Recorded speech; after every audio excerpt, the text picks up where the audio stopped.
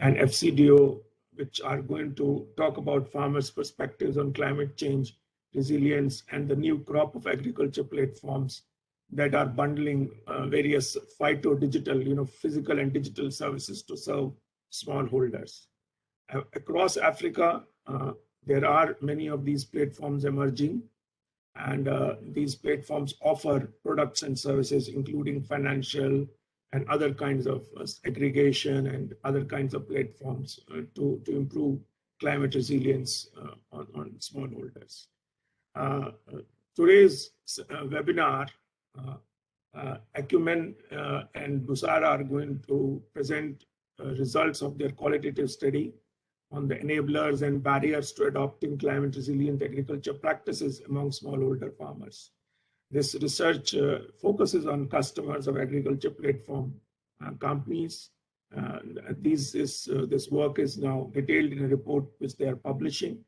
And this becomes very important in the lead up to COP26, which all of you know is forthcoming. These recommendations are relevant to both the platform companies and the investors, and will contribute to delivering the action agenda laid out by Transforming Agriculture Innovation for People, Nature and Climate campaign, which is co-chaired by FCDO and CGIAR Research Program on Climate Change, Agriculture and Food Security in the lead up to COP26. Before we begin the webinar, please start asking your questions in the chat. That's the format we follow while the presentations are going on or at the end of the webinar. And please pose your questions to whomever you are going to pose these questions to among the speakers. All the participants will get the presentations, recordings in curated chat, and they will also be able to follow this up on the two websites, which we are going to put the links in the chat there. So we will first, I will introduce the panelists and the speakers as I bring them in, basically, because otherwise it's a very long list and it will take a lot of time for us to do that. So I want to first introduce, Dan Haglund, who is the Senior Private Sector Advisor in the Agriculture Research Team of FCDO's Research and Evidence Division. He leads the work streams on scaling innovative private sector solutions for resilient food systems and harnessing technology for better impact measurement and verification. Prior to this, Dan has worked on development consultancy and investment banking, and he will present now FCDO's viewpoint on why they commissioned this study and what is the strategic importance of this work. Over to you, Dan, and a warm welcome to you. Thank you very much, Parmesh. Good morning, good afternoon, good evening to everybody wherever in the world you are. Really delighted to be here today, and thank you to Parmesh and Maria Agnes and the whole digital agriculture team at the World Bank for giving us this platform. I wanted to first set the scene a little bit for our discussions today. So as you will all be aware, we really are at a pivotal point in our history on this planet. We're seeing climate-related disasters accelerating in scope and in impact. Biodiversity loss is accelerating, a lot of it driven by agriculture activities. And we're at real risks of, we're already not able to provide safe and nutritious and affordable food for a growing population. So I think our challenge as a global community is really to find a way together to address these challenges and actually shift the agriculture and food systems from being a major driver of these challenges to being a big part of the solution. And for this to happen, nothing short of a transformation in agriculture and food system, we believe is what is needed. And as a result of this, we began last year preparing for this COP26 campaign that Parmesh introduced on transforming agricultural innovation for people, nature, and climate. So this campaign is aims to drive action across 4 main objectives, which I'll talk about now briefly. And the first objective is really around increasing investment into agricultural research and innovation to create more resilient, low-emission technologies and practices. And importantly, this relates to innovation right from the upstream science and technology development of new solutions through to testing these in practice, scaling them up, and where possible, commercializing them to get them into widespread use. And a lot of this investment has to be in adaptation. We're still seeing much too little investment and finance going into adaptation. And that's why we're very excited by the work that the Acumen Resilient Agriculture Fund is doing, trying to identify and work with and scale up the private sector enterprises that help farmers adapt to climate change. The second objective of the campaign is around how we do this investment, and it's really about shifting towards a much more end-user focused approach in the whole chain of decisions, from designing products and services to thinking about how you market them, how you onboard customers onto your platforms, and really bringing in that very context-specific and rich local knowledge from end users and communities into those decisions. And the work that we're talking about today, led by Acumen and the Busara team, really make an important contribution in this regard through looking at cutting-edge or using cutting-edge research on behavioral science to better understand what are the drivers behind farmers' decisions to take up and use climate resilient practices. The third objective of the campaign is around partnership, and it's really about showcasing innovative businesses, business models and partnerships across public and private and civil society actors that are helping to drive a step change in investing in and rolling out initiatives on climate smart and resilient agriculture activities. So a lot of this is around thinking about how we can be smart about blended finance mechanisms and other ways, thinking about bringing together public and private in ways to accelerate investment. The fourth objective of the campaign is around evidence, and this is really about strengthening the evidence base and shifting to a much more evidence-based dialogue in terms of what works where, and recognizing that agriculture is an extremely context specific activity, and what works in one area and location may not work somewhere else, and we need to get much better at harnessing digital and data and so on to really get to the bottom in a more granular sense of what the impacts and needs of farmers are, and so that we can put our money and our investments into the most impactful solutions. So we've launched a website for the campaign, which is at www.climateshot.earth, and I will put the link in the chat in a moment. And we're in the process now of reaching out to organizations to become allies of the campaign. You'll see on the campaign website, we've got about 40 allies signed up already, and a big hat tip to the World Bank Group and to Acumen for being early allies of the campaign. And we'd love for you all to join us on this mission and as part of this campaign. I'll put my email in the chat as well, and we'll be keen to hear from you. So whilst this is a multi-stakeholder initiative, as I mentioned before, the role of the private sector and private sector enterprises really is critical here. And those are the things that we're focusing on in the session today.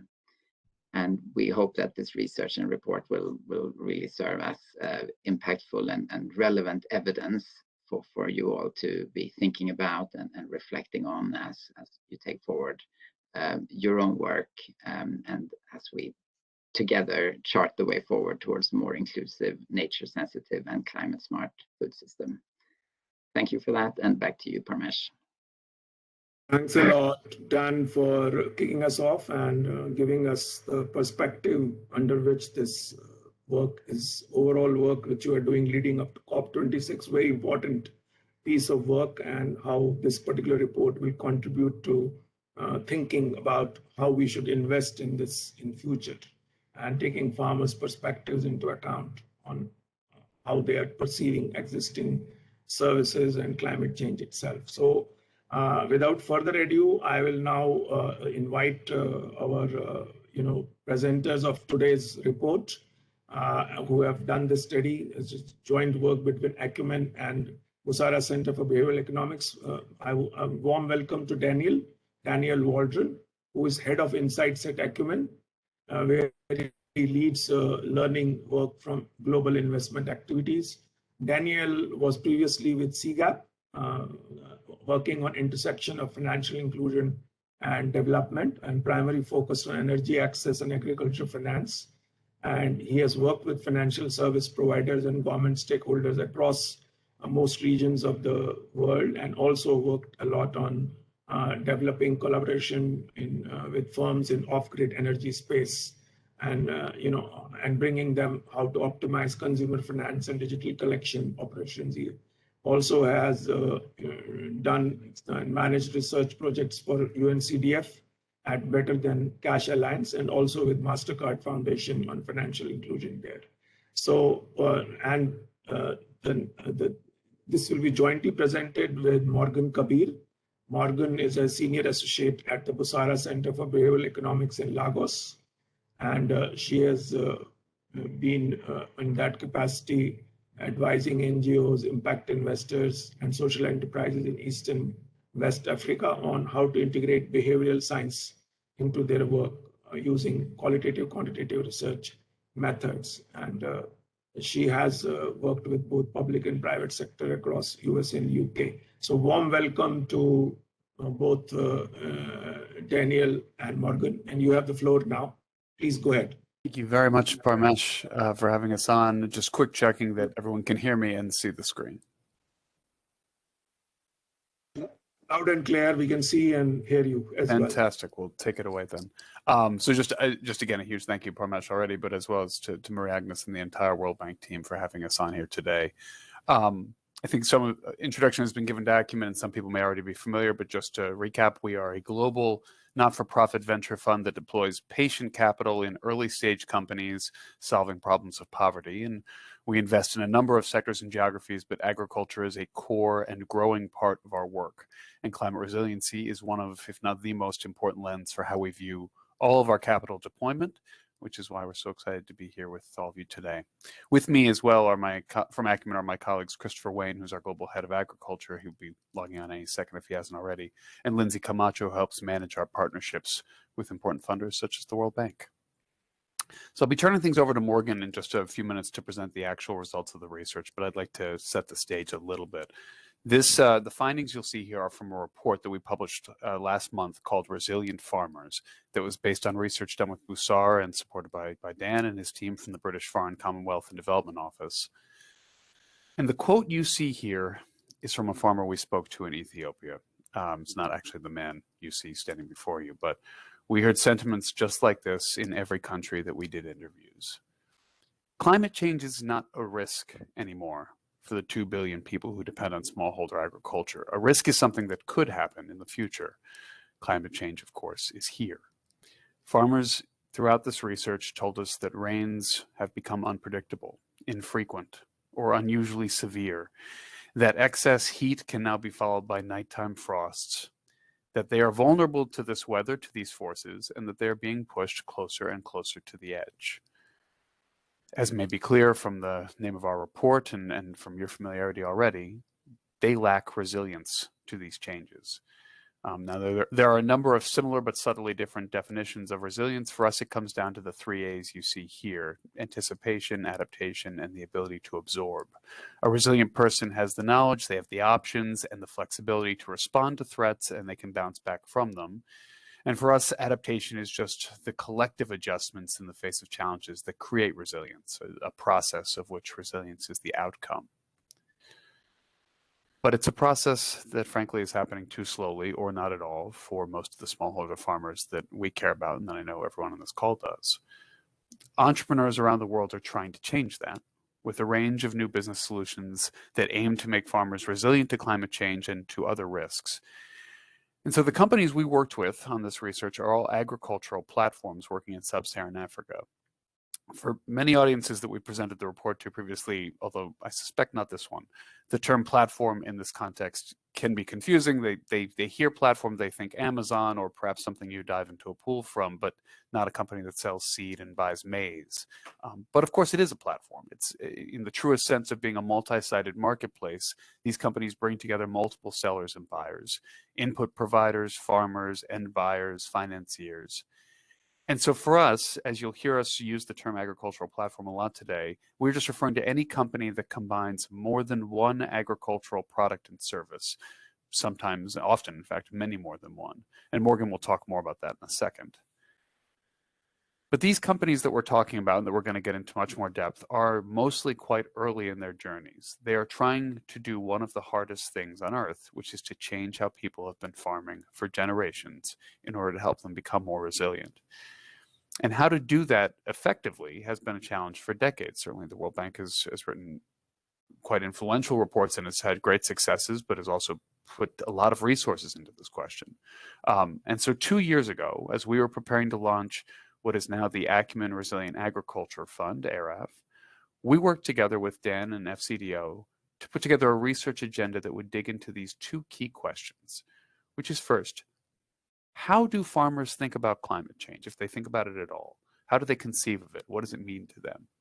And second, what are the factors encouraging them or stopping them from adopting solutions that would enhance climate resilience? And that was the genesis of this research, but actually answering those questions turns out to be very hard work for qualified people, which means I will turn things over to Morgan from Busara. Hi, Morgan, over to you. Thanks, Dan. Just checking to make sure that you can hear me okay. Can everybody hear me? Loud and clear. Perfect. So we began our research by selecting a sample of 8 platforms across East and West Africa that offer farmers a suite of products and services that help reinforce their resilience to climate change. So the platforms that we selected are located in Ethiopia, Kenya, Nigeria, and Tanzania. And we grouped them by their primary value proposition, which are the 4 categories you see on this screen. So we selected 3 agriculture finance platforms that offer farmers various products and services that financially support their farming activities, including loans for input financing and agriculture insurance. We also included 1 agriculture technology platform that offers farmers locally adapted technology solutions to help make their farming more efficient and profitable. We also included 3 vertically integrated platforms that provide farmers with end-to-end support within specific value chains. And lastly, we included 1 land aggregation platform, which leases small plots of land from farmers, aggregates it together, and farms the land under a single management entity to help make farming more efficient.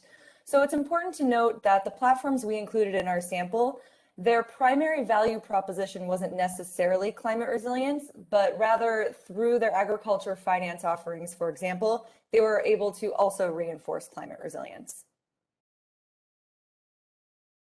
So with these platforms, we then conducted 152 focus group discussions, in-depth interviews, and cognitive mapping exercises with both users and potential users of these 8 platforms. We focused on a couple different demographic groups. Within our sample, we recruited mid-tier farmers who are farmers that cultivate land that is roughly equal to the average farm size within their community. We also included leader farmers who cultivate land that is either significantly larger than the average or are leaders of local farming associations. And we included females and youths.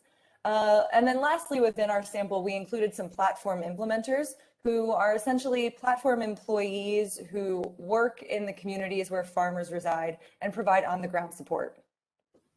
Most of the interviews that we conducted took place in Kenya because that's where most of our platforms were located. But as you can see from the map here on the screen, we also did a sizable number in the other countries we were working in. So now moving on to our findings. We conducted cognitive mapping exercises with farmers where we had them arrange a stack of images essentially into a schematic to show how they're understanding climate change, clearly showing the different cause and effect relationships among different variables from the farmer's perspective.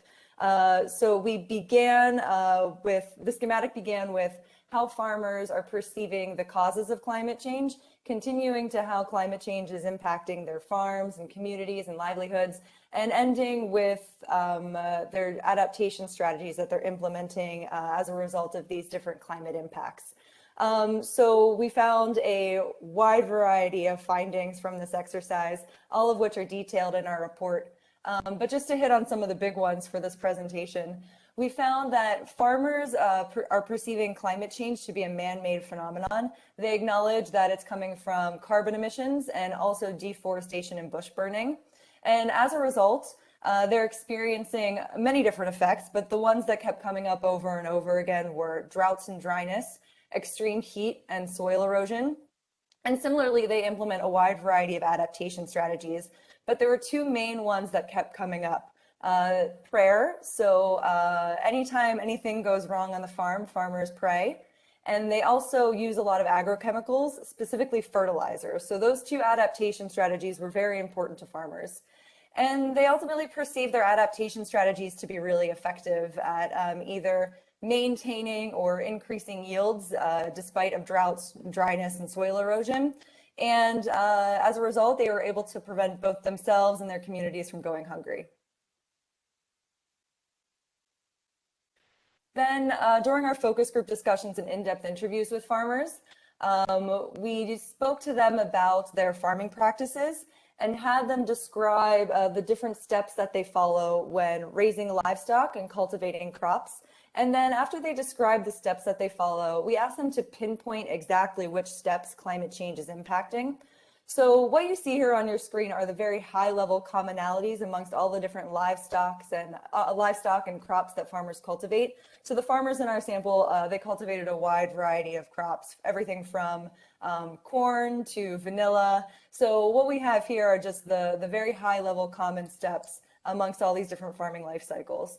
So whenever we spoke to farmers about raising livestock and how climate change is impacting livestock farming, a lot of farmers said that droughts and dryness are impacting how they're feeding their livestock.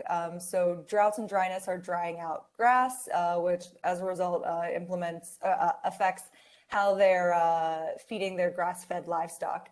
And then when we spoke to them about crop cultivation, pretty much anytime farmers either applied something onto the ground or into the ground, it was affected by climate change. So whenever they planted seedlings, whenever they applied fertilizer, it could potentially dry out as a result of extreme heat and dryness, or conversely, it could wash away with irregular heavy rainfalls, which ultimately affected their harvest. So now moving on to what we found around why farmers are taking up and using platforms. We found that a lot of farmers are attracted to platforms for access to consumable inputs that directly support their climate change adaptation strategies.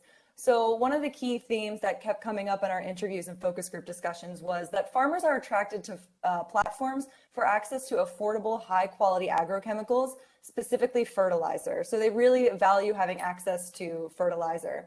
They also value having access to products and services that complement this access to fertilizer. So for example, they really value having access to loans that they could take prior to planting, and then they can reimburse at harvest, allowing them the financing to purchase these consumable inputs. And they also valued having access to training and education, which I'll speak more about in a minute. But farmers really had a lot of demand for training, all types of training on a variety of different things. But one of the things that they valued having training on was proper agrochemical usage. And they also said that they believed platforms were very effective in what they offered. And by signing up and using these different platforms, they were able to improve their farming, improve their yields, which at the end of the day put more money in their pockets to improve their livelihoods. So they found the platforms overall to be very effective. However, a couple key barriers kept coming up over and over again, which deterred some farmers from taking up platforms and even led to some farmers dropping off platforms. One of the key barriers that was a big theme amongst our focus group discussions and in-depth interviews was supply constraints. A lot of farmers suffered from not having the inputs that they needed on time, or they also had issues with stockouts. So they weren't able to get the fertilizers and agrochemicals and also the seedlings when they needed them. So this led to a lot of farmers dropping off platforms, and it also led to other farmers in their communities deciding not to sign up for platforms at all after seeing their peers suffer from not having these consumable inputs that they needed on time. Another key barrier that kept coming up in various forms is partial information. So one of the ways that this kind of manifested was through the offtake agreements that a lot of farmers receive through particularly vertically integrated platforms that buy different types of produce from farmers. So, for example, a lot of the farmers didn't necessarily understand a lot of the quality standards that the platforms had for buying produce. Some of the platforms required farmers to meet a certain quality standard before they purchased produce. And when farmers weren't able to meet this standard, they didn't buy their produce, which led to a lot of confusion and ultimately mistrust between the farmer and the platform. Another issue that we found that farmers were experiencing was ambiguity aversion. So farmers didn't fully understand a certain product or service offering. They would avoid it altogether. So this was particularly prevalent among platforms that offered agriculture insurance, for example. If farmers didn't fully understand how it worked, then they wouldn't take up and use it. Similarly, if they didn't understand the risks associated with usage, then they would avoid it altogether. So they really wanted to understand proper usage and the risks associated with usage in order to feel more comfortable taking up and using this product and service. And one of the ways that they kept mentioning over and over again that could help overcome this ambiguity aversion was training. They wanted to receive really thorough training on all the different products and services that the platform was offering. Even when the platform offered some sort of initial training within a community just to make farmers familiar with their products and service offerings, it wasn't enough. Farmers said they wanted even more, which really speaks to how much ambiguity aversion is factoring into their decision making. And with that, I am going to pass it back to Dan Waldron, who will talk about the implications of these findings. Thanks. Thank you so much, Morgan. Yeah, I'm just going to give a bit more sort of context from Acumen's portfolio and some key takeaways, and then we'll open things up for the wider discussion. So the issues that farmers raised here, which Morgan articulated so well, are issues that we have seen historically in the rest of our agricultural portfolio, where we see that farmers crave repeat training and really extensive support in new agricultural practices. But that training, as we know, requires qualified experts and often does not pay for itself, particularly outside of more higher value cash crops. So it's a huge challenge for any company that's trying to reach people in lower margin staples or even lower margin market crops. And so the response we see from companies, particularly the more successful ones, is to build partnerships, whether that's with governments, NGOs, or cooperatives, organizations who can take on some of that instruction, who have a mandate to help farmers, and who can organize them and aggregate them in a way where for-profit companies can sort of offload some of that cost and time and resources to them. We see that in our portfolio with a company called Promethean in India, who works closely with an NGO that organizes dairy farmers for them, or Acceso in Colombia, which is applying for government funding to cover the cost of its extension. But because of these factors that Morgan's laid out here, the difficult cash situation companies are in, the challenging infrastructure, the extensive work that needs to go on with the farmers, we have just seen, and particularly the desire by many farmers, understandable, to have seen a product and service literally bear fruit over time before they'll adopt it. It takes longer to grow and provide a return as a young startup agribusiness in sub-Saharan Africa. And we have some data to back up this point. The chart on the left shows an analysis of our investments in agriculture and energy. The darker squares at the bottom are what we've invested. So you'll see comparable amounts invested in agriculture and energy with just a little bit more in ag. But the lighter squares are how much those companies have then raised as follow-on investment. And so you'll see their energy investments have raised significantly more than agriculture. Now, this is partly because we have put a lot of money into extremely local, as Dan was saying, context-specific agriculture ventures. That's also kind of the point. Agriculture needs to operate in that localized manner. Solutions need to be hyper-specific, regionally specific, at least to some degree, and that creates costs, which is what the right-hand chart shows you. Now, the data here is from 2018, which is just the year with the most data points that we have the most robust data on. Each bar you see here represents a company in our portfolio, grouped by sector, then ordered from highest operational expense to revenue ratio to lowest. So this doesn't tell you anything about their gross margin or other costs. But you can see fairly clearly that on average, agriculture is higher than the other two. And if you compare agriculture and energy, the median company has twice as much operational expenses to revenue as the median company in energy. So we view agriculture as in some ways requiring the most patient capital because companies have lower margins, they need to invest in behavior change and build partnerships, and all of that needs to happen in rural areas which often have quite poor infrastructure. So I'll quickly show you the recommendations we've set out for agriculture companies here, and then you can read much more about these in the report. But briefly, they are listen to farmers, to what they need, and then provide it to them. Behavior change we tend to see comes over time, but starts with meeting the demand that is there. Then finding the right partnerships that enable you to do the training and the groundwork that's needed. Delivering on time when you say you will is what builds up retention, and retention is what makes the business work. When delays happen, which of course they will, it's all about being proactive and transparent. And that transparency extends to your contracts and your marketing. It should be obvious what the quality standards are for produce and what the rules are for joining a platform. Particularly when we get into input, credit, or insurance, the value of simplicity and clarity cannot be understated. Moving into recommendations for donors as well as investors. Resilience is sort of a famously tricky concept to identify and to manage and assess. Lots of people claim to create it, but figuring out which actually do is hard. ARAF has worked with the company Winrock to develop one tool, which they'll hopefully talk about a little bit later, which assesses resilience in potential companies that it will invest in.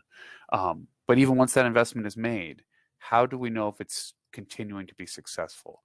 Measuring adaptation and resilience outcomes is not easy. In fact, it's something our new head of impact is working on quite closely. And this scenario where we love support and ideas from the bank, from anyone else who is on the call, with support and collaboration as we move forward. Dan touched clearly on a really important need, which is for more research along these lines and others. Just for these findings, we still have so many questions on what Morgan's presented. We hope to still validate them with wider research, then refine them for various segments, but we don't necessarily know how women think about climate change versus men, older farmers versus younger farmers, and those are crucial, crucial questions. And particularly for the World Bank, there is an opportunity to explore a number of more public goods and partnership type building.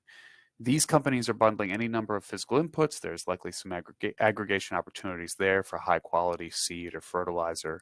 There's obviously a need for all sorts of market enabling infrastructure, whether that's weather services, price data, and obviously roads, export markets. But the most important need we see is for the extension and support services that can enable this kind of behavior change. And I think the example of the project the bank is doing in Ethiopia that's starting with that agricultural support for farmers, building on the demand that's there, and then coming in with the inputs such as irrigation and other inputs there. And the results, at least that I see, have been really quite remarkable. We believe more partnerships like that are possible and could be really transformative for young for-profit companies that are looking to work with farmers. So with that, I will say thank you to all of you, and hopefully did not go too long, and look forward to any questions. Thanks a lot, Daniel and Morgan. I think it's a good presentation and gave us a complete flavor of the report. And I think I would encourage everyone to read the report when it comes, because it gives good insights into farmers' perspectives and also brings these bundle platforms. I think we are increasingly working with these bundle platform companies in the digital space as well. In particularly Kenya, we work with almost 24 such enterprises right now. And we're creating a platform with 1 million farmers now on these platforms, because we believe that platforms are more important because small farmers face challenges which are multifaceted. Giving them just a point solution has been the problem and in the past. So I think I like the insights there. And so what I'll do now, I think I would encourage people to keep on asking questions in the chat, and I would encourage Daniel and Morgan to also keep looking at the questions and, if possible, reply to some of them in the chat itself, but we will come back to some of these questions at the end as well. And thanks a lot for a lot of people who are asking, particularly Mary, Eric, and Setki. Thanks a lot for participating, but please come in and don't feel shy, because that's your platform, and we would like to take your views to, in the virtual format, the chat is the king. So if you don't participate in the chat, then we will not be able to bring each of you in. So please feel empowered to go into the chat and ask more questions. Now I would like to introduce a very good set of discussants. I think they are very, illustrious in their own way. And the format will follow that each of them, talks about response to the issues raised in the report for the 6 minutes, and then Daniel and Morgan get 2 minutes to respond to each discussant, so that it's more interactive as opposed to just people talking there. First, I would like to bring Dave Ellis. He's a co-founder and managing director of Flow Equity, and serves as an executive director for its portfolio business. It's a US-based venture development business, but focused on developing the traditional rural poultry sector in Eastern Africa. And its flagship enterprise is Ethio Chicken, which I am quite familiar with, and it's glad to know that you are supporting Ethio Chicken. It's a market leader in Ethiopia, employing over 1,300 people and reaching over 3 million smallholder households annually with high-yielding chicks and feed. It's also taking the model to Rwanda and Uganda. And we also know Uzima Chicken, which is also developing as an interesting new enterprise. Alice has worked with lots of different organizations before taking this role. And over to you, Dave. Over to you. You have 6 minutes now. 6 minutes. Great. Thank you so much. Thank you for the presentation. Can everyone hear me okay? Yeah, loud and clear. Fantastic. I think everything that I saw from this report is just so consistent with our experience in the field. And what rings true to me, and thinking from a business perspective, is really smallholder farmers need to be treated like valued customers, for a business. I mean, what do you really do for a valued customer? As Dan talked about, you listen deeply. What do they really need? What do they really want? You get close to them, you make products available to them, you deeply understand their needs. And I think, what I've seen, at least over the last decade, is continuing to change how we think about these people, and smallholder farmers in particular, not necessarily just as beneficiaries or people with deficiencies and they just need to be filled with training. And these are people with needs, and it's a huge market. One of the things, we're in the poultry business, and we supply smallholder farmers with a better breed of chicken. And one of the things that continues to surprise me, is really how few companies are still deeply embedded in the last mile. There's a lot of focus on innovation. There's a lot of focus on developing new products. There's a lot of focus on developing new apps. But when you get down to the rural level, when you get down to the village level, I still see so few companies present, listening, engaging, and supplying what smallholders are looking for. And their needs are not really rocket science. They need better seeds, they need better fertilizer, they need better irrigation tools, they need better livestock inputs, they need things that make the work lighter, and make the farming simpler. And most of these products have already been invented. And so, as much as we're all excited about innovation and developing new technologies, and there's just so much work in bringing the existing technology that's out there, simple technology, accessible technology, affordable technology, into the hands of smallholder farmers. And we've also seen, with climate change, with any type of change, I think that presents incredible business opportunity. And as for smallholder farmers, what worked 10 years ago and what worked 20 years ago and what worked 50 years ago, it's not really working anymore. Their land sizes are getting smaller. The rainfall and climate patterns are becoming more resilient, which means their needs are changing, which means there's just a ton more opportunity than there ever was to serve these people, to serve this community with with things that can increase their productivity, their income, and their livelihood. So I know we're all, climate change is scary and it's alarming, but it's also exciting in a sense that the world is changing and smaller needs are changing, and that creates opportunities for people and businesses that want to serve and want to help smallholders be resilient.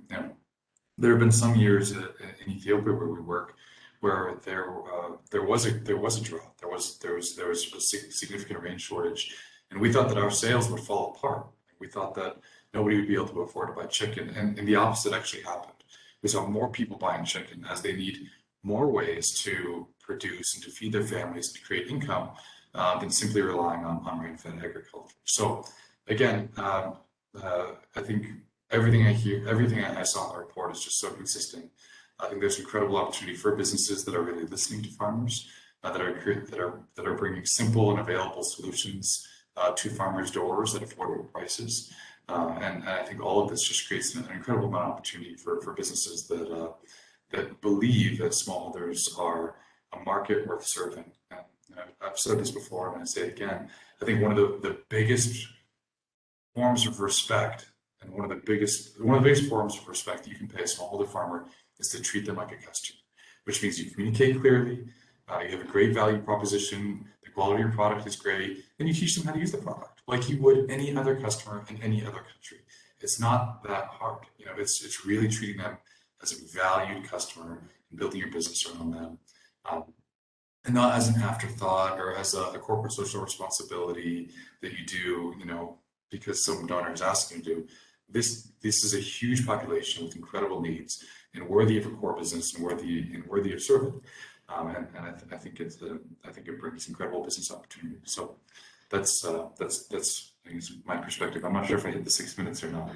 Thanks a lot, Dave. Really, you brought the business perspective, and I think the density and intensity of enterprises which are closer to the ground and treat people as valued clients, customers, and create what I would call as last mile businesses basically is more quite required. And currently the intensity is very low. We would invite you later to speak on the Ethio chicken story with some of the people in Ethiopia were talking about it, because we would like to develop collaboration with that kind of approach in our next investment we're doing in Ethiopia. So we will come back to you later on, Dave, on this as well. Great, thanks. Parmesh, I wonder if we could use the sort of 2 minutes for response, if I could just ask a quick follow-up to Dave, because I mean, the Ethio chicken from the very beginning involved the Ethiopian government, and I know that there's been kind of a deep partnership and collaboration over the years, and I wondered if you could talk about that a little bit, about how it was formed and what role that played in the success of that business. Sure. Ethiopia is a really unique country in the sense that most agriculture inputs that are being sold to smallholder farmers are sold through the government and through government extension workers. So there's a really deep history of agriculture inputs flowing through government. And we realized right away that if we were going to succeed and we wanted to reach millions of smallholder farmers, that we would need to work with the gatekeepers and work with the people that have the infrastructure on the ground. And so the government for us was really the tip of the spear. Us and our agents sold chickens and young birds to smallholder farmers, largely through government extension workers at the beginning.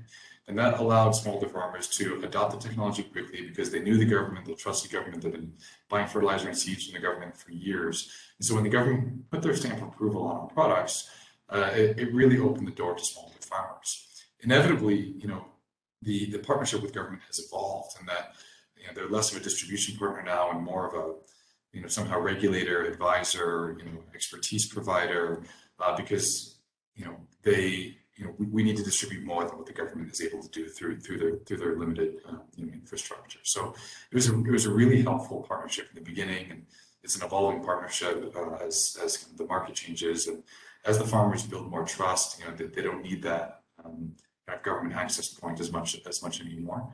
But it was a really important, difficult, challenging, up and down partnership in different parts of the market that was, I think, really critical to our success and to the success of our customers.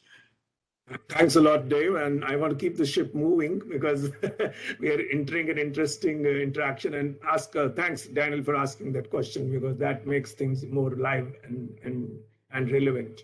I would now move to the next discussant who will now bring the impact investing perspective. And I want to introduce Tamar El Raghi. And I think Tamar has a very illustrious background. He is the managing director of the Acumen Resilient Agriculture Fund, a $58 million impact fund and world's first equity fund designed to build climate resilience of smallholder farmers. He has more than 20 years private equity, venture capital, M&A, and entrepreneurial innovation experience in Africa, Middle East, and other regions. Prior to this, Tamar was with Responsibility AG as head of Agri and Food PE Fund. And he has co-led the structuring, due diligence of and closing of transactions that impacted 35,000 farmers. He also worked with Cargill earlier and in many parts of Africa and North Africa, impacting number of smallholders. So over to you, Tamar. You please have 6 minutes to talk about the impact investing perspective. Yeah, thank you. Sure. Thanks, Parmesh, and thanks everyone for inviting us and giving us that opportunity. And just as background about ARAF, or the Acumen Resilient Agriculture Fund, well, from the name you can tell we're part of the bigger Acumen family. We're sponsored by Acumen and we're managed by Acumen Capital Partners, which is the for-profit arm of Acumen. ARAF's investment thesis was developed based on years of experience by Acumen investing in the ag space. So it was all based on learnings from those investments.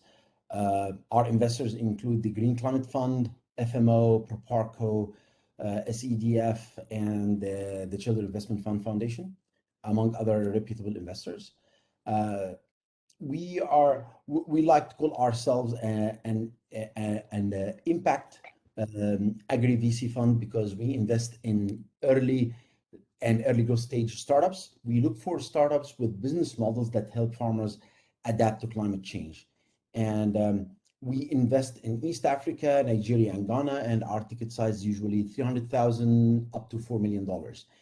And every time we talk to people and we say, hey, we invest in companies that help farmers adapt to climate change, well, most of the time people ask, what does that mean? Like climate change, what does it mean to adapt to climate change for farmers or help those farmers, become more resilient to climate change? Resilient agriculture sometimes mean different things for different people. And we always like to answer that question by saying, okay, for someone like myself to understand it, it's basically helping those farmers, or by the companies, of course, that we invest in, helping those farmers adapt, first of all, adopt sustainable practices. Second, help them increase their income, reduce their income volatility, and in some cases, even help them diversify their source of income. When that happens to those farmers, what we have seen is that they start saving money, and in other words, also by diversifying their income and lowering their income volatility, what happens that when the next climate shock hits, they can, first of all, absorb that climate shock and then later on adapt to these climate shocks. And that's the ultimate goal, of course. And in many cases, when we talk to people about, climate change and climate adaptation and farming, two things first, the first pop in people's mind. The first one is irrigation, and the second one is always drought-resistant seeds. Irrigation is extremely important. And as ARAF, we have invested in a company called SunCulture, which develops and sells solar-powered irrigation systems, allowing those farmers to have a reliable and consistent source of clean water that helps them not only grow more, increase their yield, which on the average for SunCulture's farmers, the yield increased by 2x, the average, but also having access to that extra clean water allows them to offer their cows more water, which results in 50% increase in milk yield, which is significant. And so the kind of companies we invest in, like just for, as a disclaimer, we are also investors who are proud investors in Ozima, which David just talked about. We also invested in a company called Tomato Joss, and Tomato Joss, it's a tomato paste manufacturer in Nigeria, one of very few local manufacturers that are trying to help Nigeria develop the industry and have an import replacement. And what TJ does, or Tomato Joss, they have their nucleus farm surrounded by an outgrower scheme. And what they do with these farmers in the outgrower scheme, they provide them with inputs, agronomy support, and of course, a guaranteed offtake. And at the same time, when the farmers rotate between tomatoes and maize in the rainy season, they provide them also with proper inputs and agronomy support for maize. So those farmers not only increase their income from tomatoes, but also they increase their income from maize. So that helps increasing the income and reducing the income volatility. Another company we invested in is called Countryside Dairy in Kenya, and they source milk from smaller farmers. But while sourcing milk from smaller farmers, also providing those farmers with with technical support, and in this case, helping those farmers increasing their milk yield from the same number of cows. One thing that we take very seriously at ARAF is measuring our impact. And our investors actually take that very seriously, to the extent that we actually, not only as a team, we have an impact hurdle rate, but we also measure how we impact our farmers from two angles. The first angle, we look at how working with our investee companies improve their well-being, and we measure that annually. But at the same time, we also measure their climate resilience. More than happy offline to answer any questions about that, or if we have time during the Q&A, I'm more than happy to share with you guys how our scorecard looks like. Thank you. Thanks a lot, Tamer. Again, a very rich set of companies you're working with. We also work with Sun Culture in Kenya, so I think there's some commonality. They're part of our Million Farmer platform. So I think, I think this is also a case like Dave for a separate webinar with your investee companies. If we can host a panel and bring all the innovations we are trying to support at some stage, it will be quite good to host you guys for that and build linkages with our current investments in these countries. So, but a very rich set of private sector investments you're talking about. And I hope people will put the questions to Tamer so that he can respond to that. We also like you to know that we curate all our chats, and because chats are sometimes more important than what's happening there, and we are not able to otherwise capture them in a recorded session. So you will, when you get the proceedings, you will also get a curated chat, because that will give you insights on what questions were being asked and answered while there. And I really appreciate very active participation of people, like particularly Nathaniel is very active, and I can see he's asking absolutely the top rate questions here, there, and I would like you to keep on responding to him, but also we'll try to see in the Q&A how we can curate some of the key questions and come back to the panelists again. So I would now go back as discussants to our colleague, my colleagues, Vinay and Bill. So first I would like to introduce Vinay Vutukuru, who coordinates our World Bank's portfolio in Kenya. And he has been leading investment on climate smart agriculture there, a number of other investments there. Vinay has worked in India and South Asia on a number of similar kind of programs, working with farmer organizations, self-help groups, and also with private sector and other kinds of institutions, social enterprises there. So over to you, Vinay. Please go ahead. Thank you, Parmesh, and I hope I'm audible. Yes, you are. Yes, you are. Okay, thank you. And first of all, I must say that this presentation is extremely helpful and very useful to us.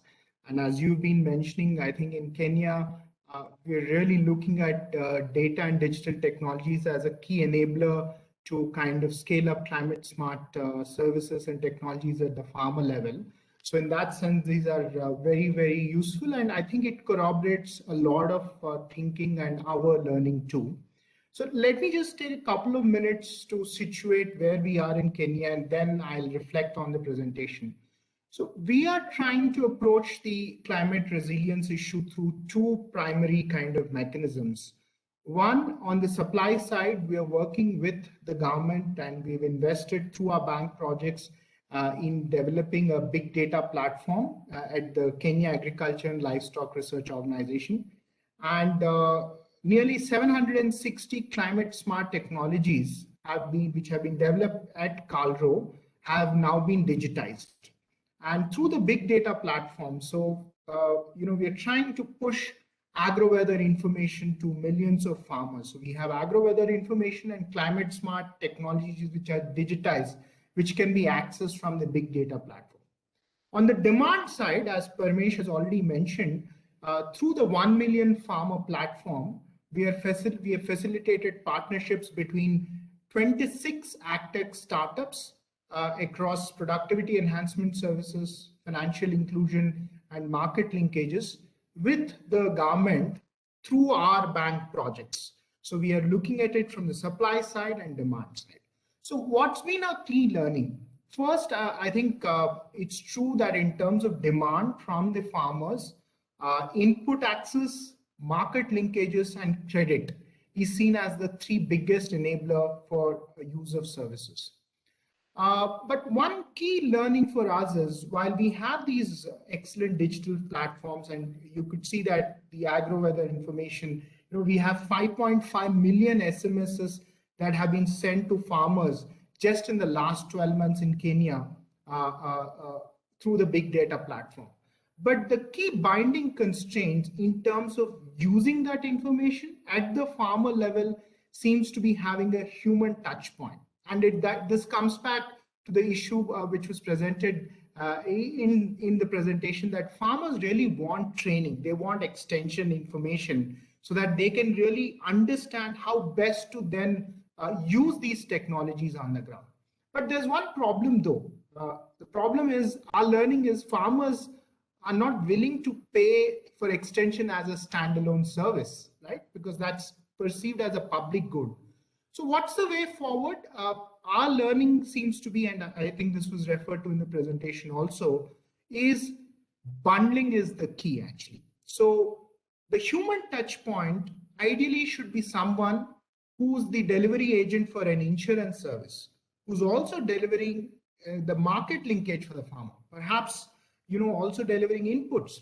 So that person, the human touch point, either a woman or a man, male extension worker, is earning his or her charges through these transactions, but bundling extension, right? I think that should be the way forward. We're trying to develop it. We have nearly 300 such, we call them agripreneurs, whom we are investing on.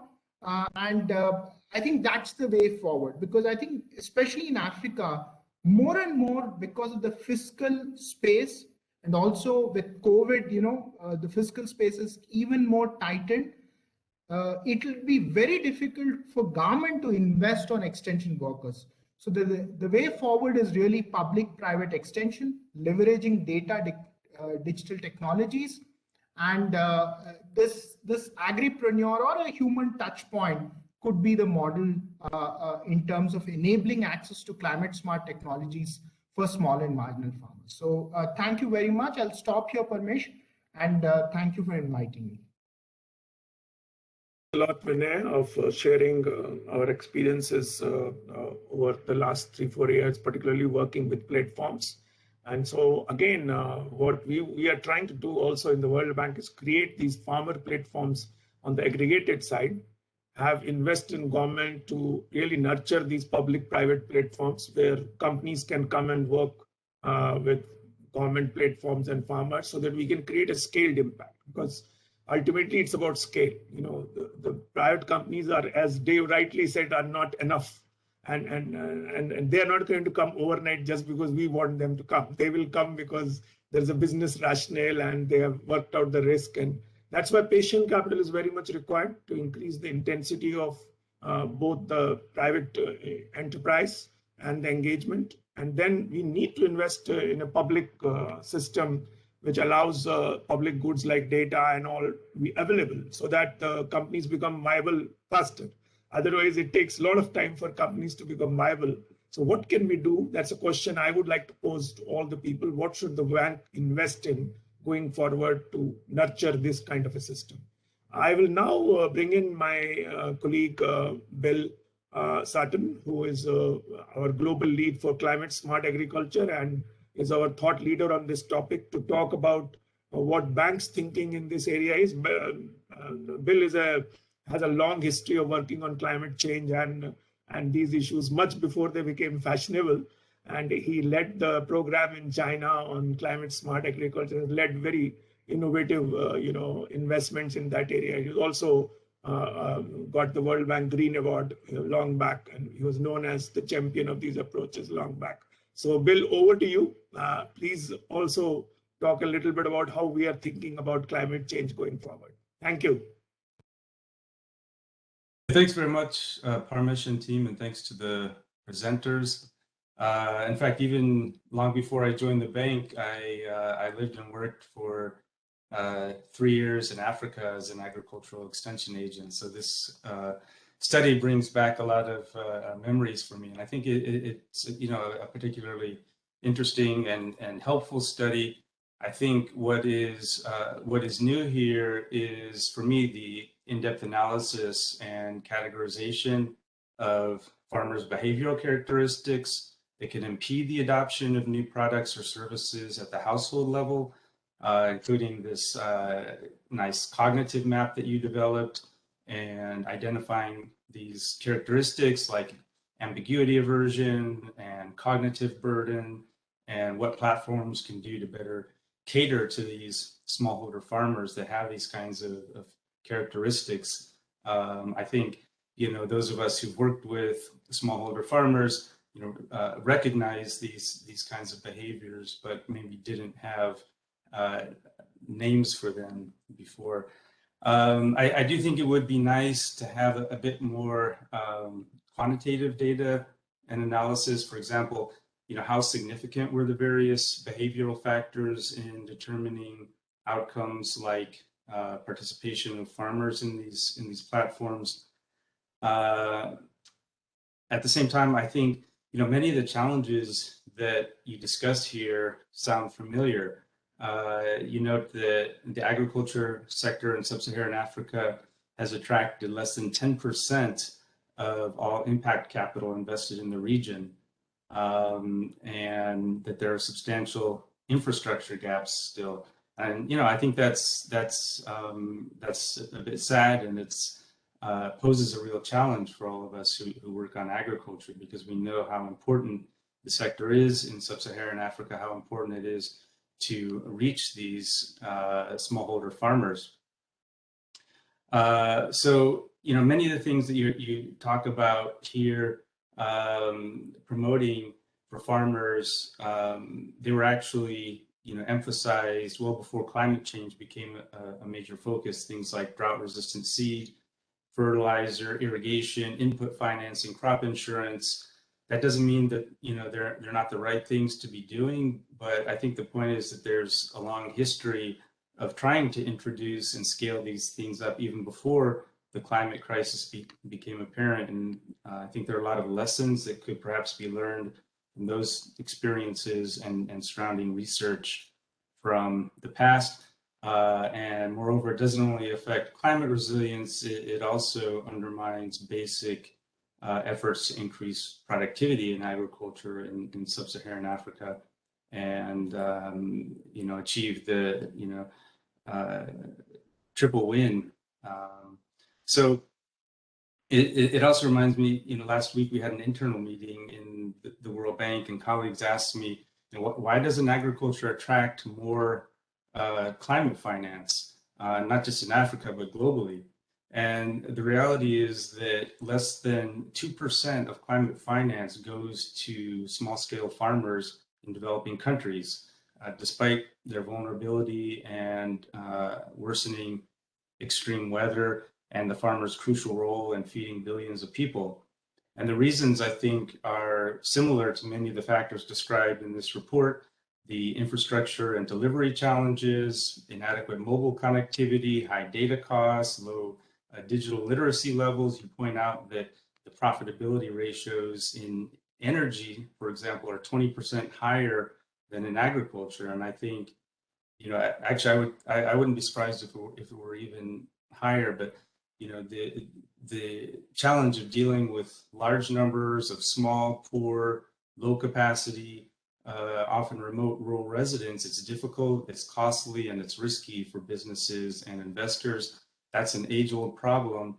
And I think, Acumen's approach of deploying what you call patient capital, waiting 7 to 12 years to exit investments, I think that's very helpful.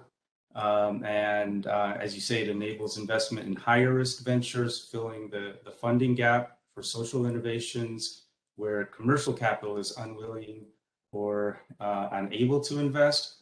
That's a critical role to play when it comes to financing climate resilience and innovation in smallholder agriculture. But in general, significantly greater grant resources are needed to overcome the many obstacles and bridge the gap, including significantly scaling up climate finance for agriculture in general, and smallholder farmers in developing countries in particular. And that's one of our priorities in the Climate Smart Agriculture team at the World Bank. And it's something that we're going to be promoting at COP26 through several events, including an event specifically on scaling up investment in climate smart agriculture. My colleague already talked about some of the activities going on in Kenya. I was going to say that in general, I would like to see organizations like Acumen collaborating with and complementing the efforts of the World Bank more, because we have lending operations in all of the countries, where this research was carried out. They could and should be providing the types of public good investments that you're talking about here, such as rural infrastructure and public research and extension systems. And that would hopefully facilitate the development of private sector service providers, such as those that Acumen is investing in. So that's the final point I'd like to make. Thanks again for the opportunity. Thanks a lot, Bill. I think you gave a very interesting perspective and a call to Acumen to collaborate with us across Africa. Can we think of a very structured kind of a program going forward, where we could work with your invested companies, models which you are developing, and see how we can help them scale up in more significantly and remove the barriers which are there from the public investment or policy side there. So I think it's a good segue. And Bill has some very, very interesting approaches he's going to try out in the Climate Smart Agriculture program. And we would like to have a more extended conversation with Acumen later on to discuss that there. Now, what I will do is that I will now give a chance to all the panelists to respond, but I will raise some questions which are coming from the audience so that they feel that they have participated, because they've been very patient and asking a lot of questions. You could also respond to discussant issues which Bill, Vinay, and others have raised, also all the discussants, and that will be a final kind of comment from your side. And I'm so pleased that this is one of the few webinars where I am not needed to manage time. You guys are really unbelievable today. And so I'm going to use this opportunity to give you one more opportunity to come back with your final thoughts incorporating the questions. So some questions which are very interesting, which are coming, and I think you've already answered some, but people are saying that resilience, improvising solutions, and to factor resilience time and resource consuming, it would be better for platforms to have two separate companies, one engaging in commercial activities and other like a social enterprise or a non-profit company. What do you have to think about? Acumen must have thought about this issue many times by now. So I think, what are your thoughts on that? The second question I would like to say is that access to finance remains to be still expensive for smallholder farmers. What is your experience in your work, what you saw of what people were saying about access to finance? And are there other solutions, which are emerging, which really bring access to finance together with extension and all that? Because pure access to finance has very low outreach for smallholder farmers. And is there a chance to bundle extension, business services, inputs, and all that into one bundled kind of services there? So that's a point which I will also raise to the discussant. So I will give discussants also the floor after this to talk about it, because they're as much as panelists as the presenters themselves at this stage. The third question I would like to raise is that which people are asking about what should the role of the government be in all this, as World Bank is primarily government as a client, but we are increasingly looking at what should be the government's role as an enabler for developing the kinds of things we were talking about today, business side of enterprises which incorporate resilience, climate smart, and all. So what should we be investing in public good from our side, apart from the conventional things like irrigation and all that, which we invest in anyway, basically? Is there another way of making sure that we don't do these projects in isolation, but in co-production mode with these kinds of new enterprises? So these are some of the questions, and then there are also specific questions which you guys have already answered basically in the chat there. People are also asking questions about what will be the role of digital in this. And as clearly everyone says that digital is not enough, it is one of the enablers, but how will the new generation of entrepreneurs use digital technologies and database technologies to amplify their impact? That's the final question I have raised. Plus, you can respond to any other issue you feel like talking. There's an open platform for that matter.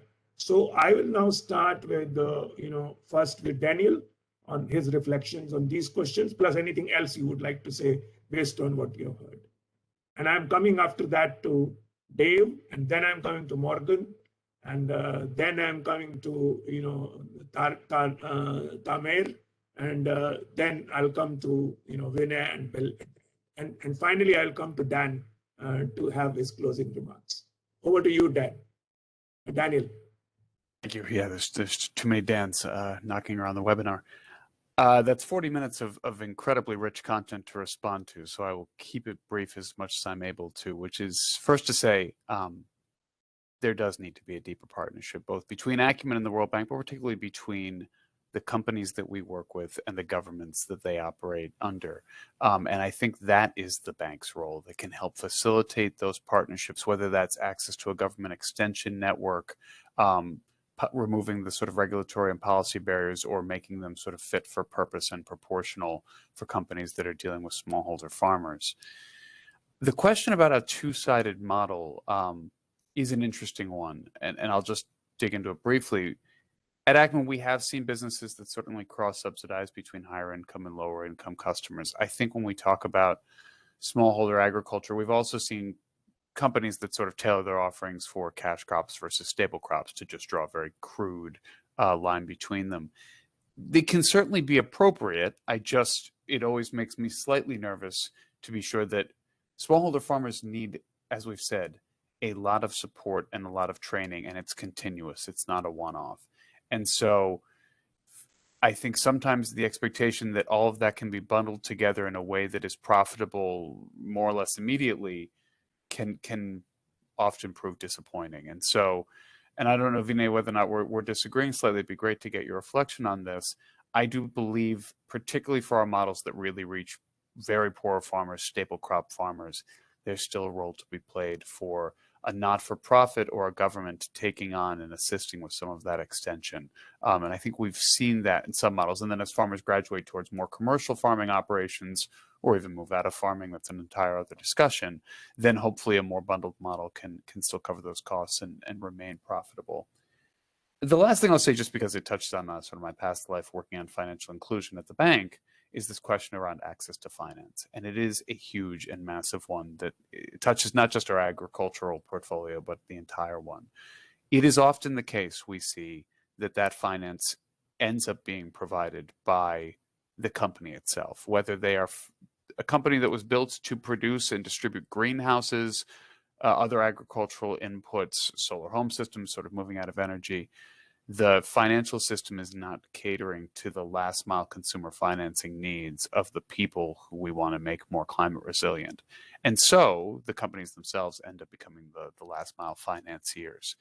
I think this is sort of well understood at this point, and yet has not been widely incorporated into large scale programs like the banks.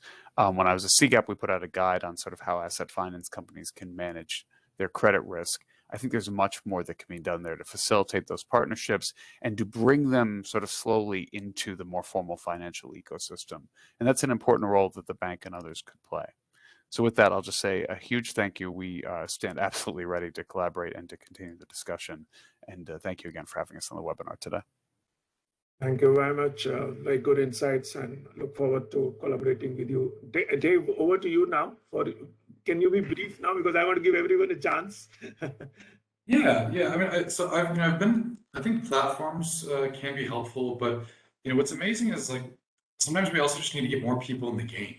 When we try to organize everyone in a platform and put them all together, a lot of times, the people that really need to know each other are already talking. So I think just getting more people in the game and making sure that there's a lot more companies, a lot more organizations serving smaller farmers, and more often than not, the ones that need each other find each other. And I think that's at least that's been my experience. Access to finance is always an issue. But I also think that smallholder farmers are oftentimes very conservative and are not all that interested in taking loans and having debt and having the bank chase after them. So I think we can also help smallholder farmers self-finance, their growth by increasing their productivity, with not necessarily huge investments, but small investments. Most of our customers start with 2 chickens or 3 chickens. They sell them, they make money, and then they go to 5. And they sell those and they make money, and then they go to 10, and then they go to 20.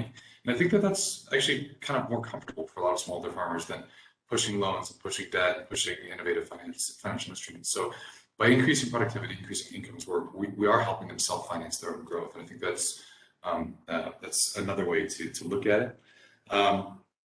I also think, I just want to, we do talk a lot about smallholder training, and they need a lot of training, but I also want to recognize that they're also really good at a lot of things. I mean, smallholder farmers in Uganda are probably some of the best banana farmers in the world. Watch what they do, how they do it, and they have a ton of skills, and they have a ton of know-how.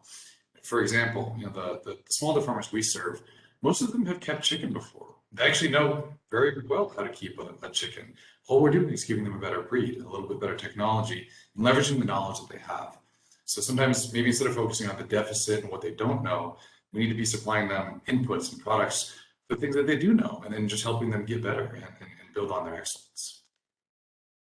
Thanks a lot, Dave. Very important point. There are a lot of farmers who are innovators in their own way, and that's something that should have come out in this study. I'm surprised that we didn't get that farmers were already innovating, and in the sense we saw in the study that farmers were all the time saying they want fertilizers and all that, but people are trying lots of interesting bio kind of methods on their own, and we have learned this from Africa and India, that there are millions of farmers who are trying sustainable agriculture practices, but they don't have a business system to support that because they're on their own there, and it always remains on small scale. So I think that's the point which I think is a very important point which Dave is building on that. So I personally feel that there's micro-entrepreneurship in every farmer, and that has not been nurtured and incubated for a long time. And that's an important thing which is there. We have to build on what people are already doing and then build on that there.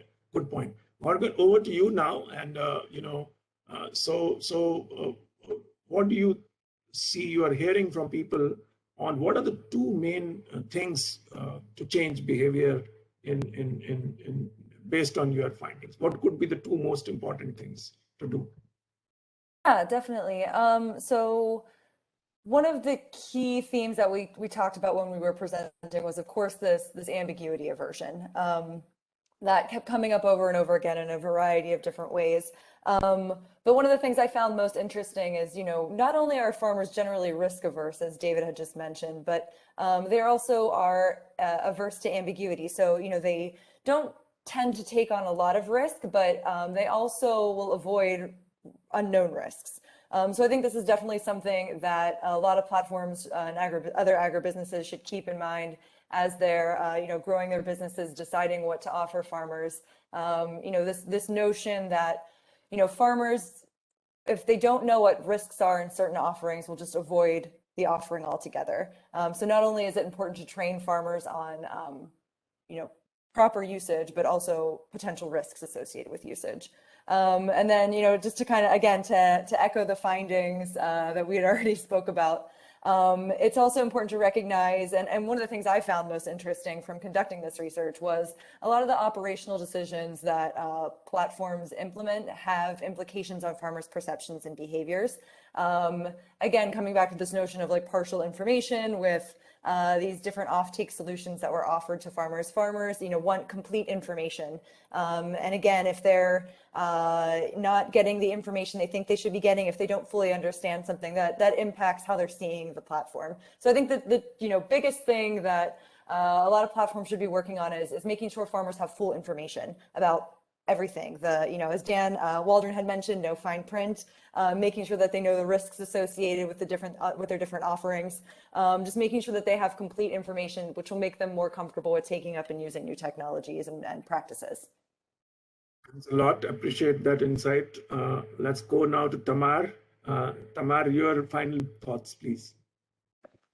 Sure, and I think my colleagues on the panel touched on the most important aspects.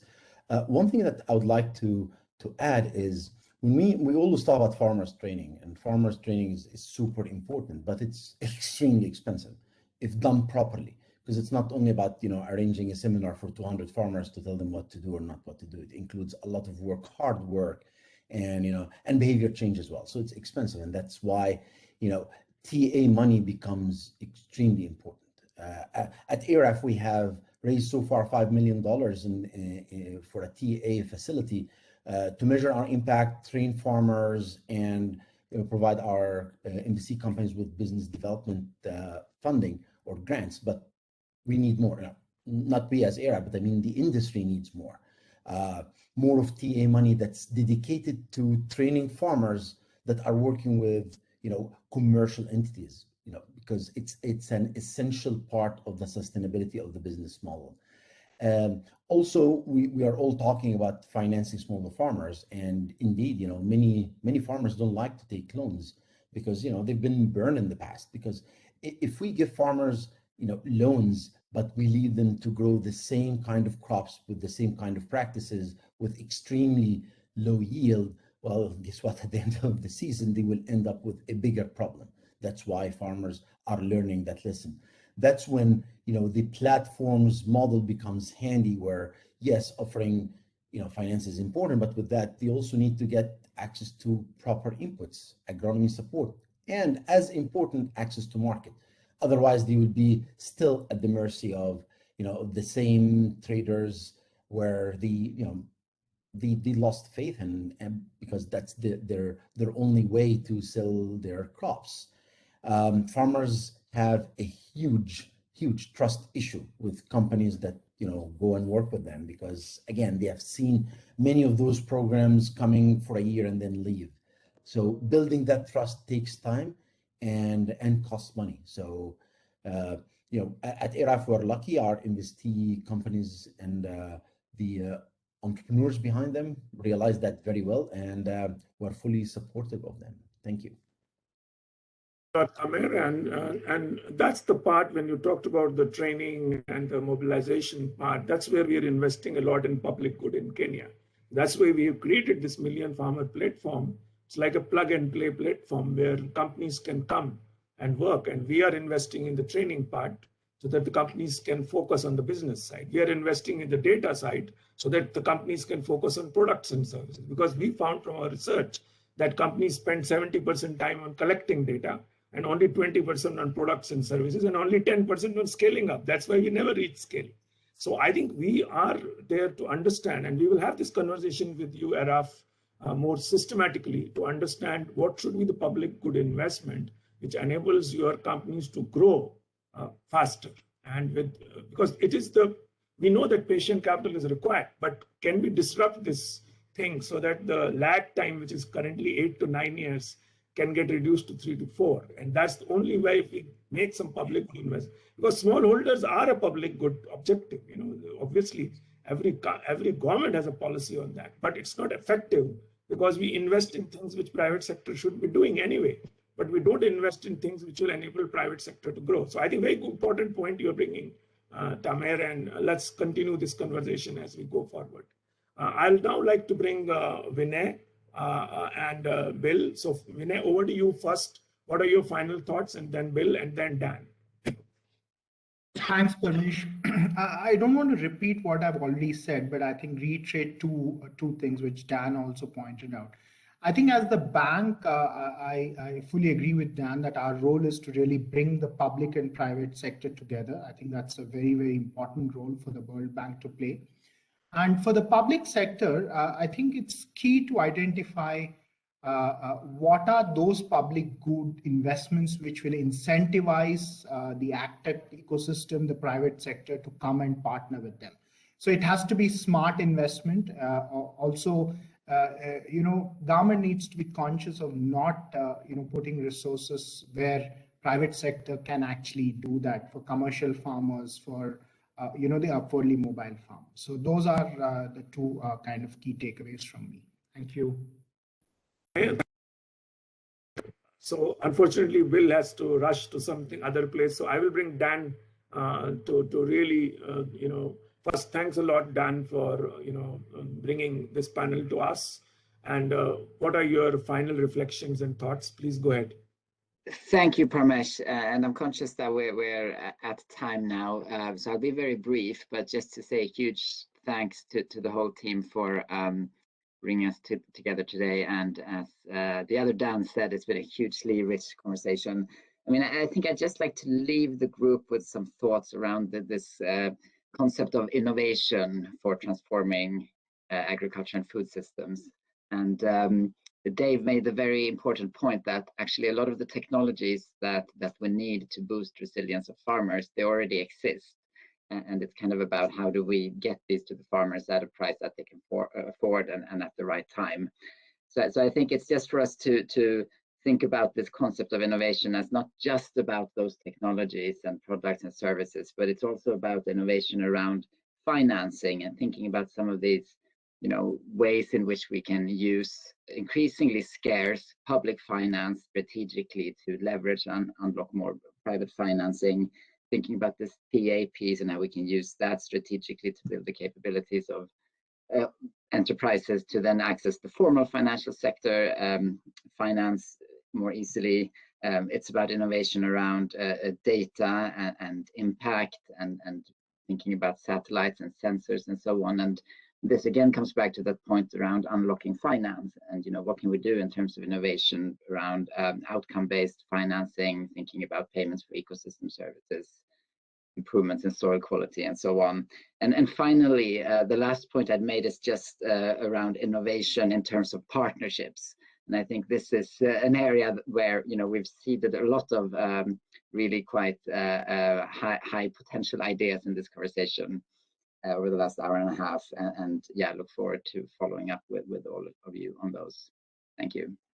Thanks a lot, Dan. I think it's a very rich conversation, very difficult to summarize all that. And I think there is also, I want to acknowledge the people on the chat, Mary and Iftikhar and Stefano. Lots of people are very active. I want to acknowledge the participants who would otherwise, I would have given them a chance to ask questions. Normally because it's a virtual panel, it becomes very difficult to get everyone in. I would also like to thank Maria Agnes and Vivek, who were very responsible for really pulling this together. It needs a lot of production background work to really make this happen. And so I want to acknowledge their effort there. So in the end, I would just like to say that this is the field which is going to grow. We're going to work more on this. I think we need the kinds of rich insights we heard today. On the particularly the Busara and the Acumen study. We also need a little bit more the business side into our thinking, because we generally are not looking at the business and the impact investing side, and we have to work with that part of the equation much more. and see if we can develop some enablers through our public good investments, which enable both the density and intensity of such efforts to grow further.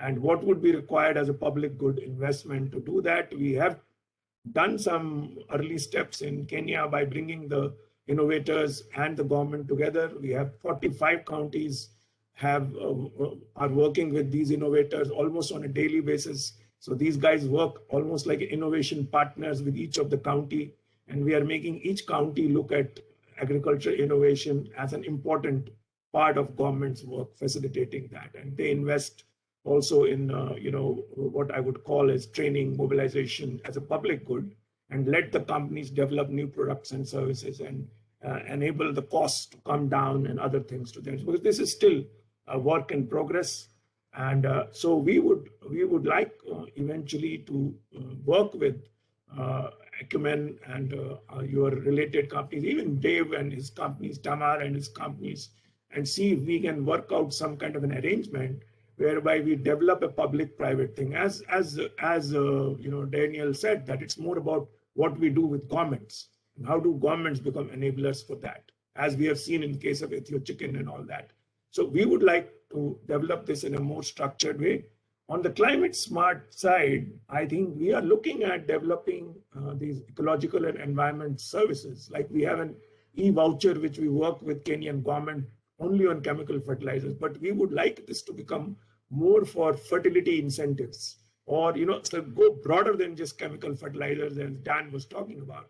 And now we are developing new techniques for measurement, soil carbon and all.